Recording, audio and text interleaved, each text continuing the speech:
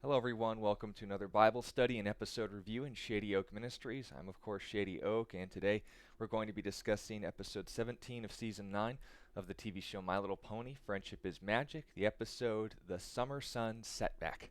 If you could turn to 1 Peter chapter 5 and verse 6, we read, "Therefore, humble yourselves," meaning just have an honest view of yourself and others, "under the mighty hand of God, that he may exalt you in due time, casting all your care upon him, for he cares for you.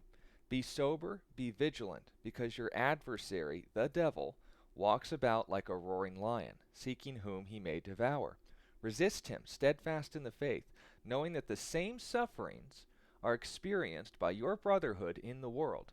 But may the God of all grace, who called us to his eternal glory by Christ Jesus, after you have suffered a while, perfect, establish, strengthen, and settle you." Now, for those of you unfamiliar with the National Geographic hunting patterns of lions, they are an interesting bunch in that the males are actually there not necessarily to be a source of violence and threat, but more a distraction for the real threat, that is, the lionesses, the girls that do the hunting, while the male gathers all of the attentions of their prey of choice, usually antelope, so that while he roars, the lionesses actually do the dirty work. Now, as we saw in today's episode, and it couldn't have been more right on the money, we weren't there to destroy, we were there to distract. Now, this quote was as easily spoken from Satan's playbook as it would be a summary of Queen Chrysalis's activities in today's episode. But of all the things that can be discussed biblically from today's study, there's two problems and one solution that I'd like clarified to give us another reason, not only to enjoy today's episode, but take more away from it than just what was undoubtedly an excellent moment of character development for the main six.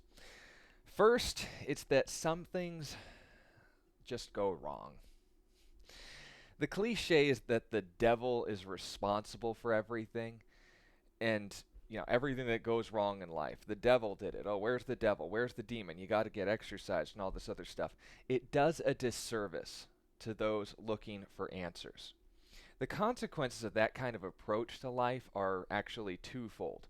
First, it makes the devil out to be more in control of our lives than he is. And two, it tells the person who's suffering that they have no hope until this cosmic entity's attention wanders from them like some sort of trickster pagan god. The Bible acknowledges that things go wrong in this life, and if not for the simple reason that this world is what's wrong. People are proud. Bad weather doesn't respect holidays or the unprepared. Disease outbreaks happen. It's no one's fault apart from and including the sort of things that just happen for their own sake. It's not worth addressing any further than that, and thus we do better than to focus our attention on who's to blame. No, we would focus more on what to do in light of the circumstances. We can read this in Romans 8:22. "For we know that the whole creation groans and labors with birth pangs together until now." I haven't personally given birth, nor will I, but for those of you who know people who are familiar, it's not a pleasant experience. Not only that, but we also have the first fruits of the Spirit regarding the relationship with God we have in this life that he was talking about earlier in the chapter. Even we ourselves groan within ourselves, eagerly waiting for the adoption, the redemption of our body. For we were saved in this hope. But hope that is seen is not hope. For why does one still hope for what he sees? But if we hope for what we do not see, we eagerly wait for it with perseverance. Understand what's just been said. We and this entire universe are eagerly waiting for our redemption. If we're waiting, that means it's not here yet. And when things like natural disasters, failures in health and relationships, etc., all take place, we do ourselves no favors by asking why when we already have the answer. This place feels like a nightmare sometimes because it is. A good example in noting this in practicality would be what we saw in today's episode. The main six never found out the cause of all of these setbacks, but they didn't need to when dealing with them, which brings us to our second point. There is a devil, and he's not to be underestimated. In the same way, the idea that the devil doesn't exist also does a disservice to us because it denies a very real and present reality, if not a real and present threat. Because while his attention is often spent in heaven rather than on you or me, it couldn't be more important for us to understand that while we have enough physical obstacles to deal with, we aren't doing ourselves any favors by leaving ourselves vulnerable to another front of the battle. In Revelation chapter 12 and verse 9, we get this interesting description of this entity that is oftentimes dismissed or considered irrelevant to those who, on the more practical side, which is a good thing, focus on this first issue at the expense of the second. Revelation 12 and verse 9. So the great dragon was cast out, that serpent of old, who is called the devil and Satan, who deceives the whole world. Now, deceiving someone usually requires a conscious and active and personal deceiver. He, speaking in personal pronouns, was cast to the earth, and his angels were cast out with him. Then I heard a loud voice saying in heaven, Now salvation and strength in the kingdom of our God and the power of his Christ have come. For the accuser, which, by the way, is where we get the word Satan from, by the way, of our brethren, who accused them before our God day and night, has been cast down. And they overcame him, pay careful attention, by the blood of the Lamb, and by the word of their testimony. And they did not love their lives to the death. Therefore rejoice, O heavens, and you who dwell in them. Woe to the inhabitants of the earth and the sea, for the devil has come down to you, knowing he has great wrath, because he knows that he has a short time. Now, of all the things that could be described and taken away from this passage, it may, again, be speaking of an event in the future, but there is no room in this text to explain away the devil as a concept or an allegory for the general ungodly nature of man being dealt with in order to make some lame accommodation for evolution and naturalism. His name means something. Accuser, or diabolos in Latin. That's what he does. He and his angels that follow him spend their time putting as much distance between us and God as possible. Why? Because he knows that he can't take God in a fair fight. He's a created being, an angel of great power, but nonetheless, compared to us, small fries compared to the whole potato orchard. But when you compare the potato orchard to the planet potato, it's irrelevant. Enough on the potato. But anyway, instead of going after God, who he knows he can't take in a fair fight, he goes after the ones he loves most. That would be you and me. So the only victory they can have is exactly that, putting distance between us and God. Therefore, our greatest victory against him would be the opposite, which brings us to the third point and solution. The only solution to darkness is to keep growing closer to the light. That may be self-explanatory.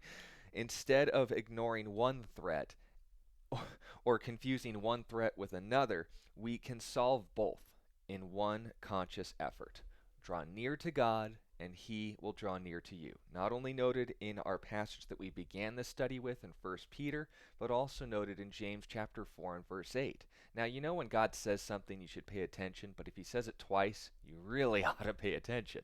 It's the nature of spiritual warfare. Instead of trying to find out, where's Cozy Glow, where's Chrysalis, where's Tirek, just say, let's deal with the problem. Let's not freak out. Let's focus on being the kind of people we've been called to be.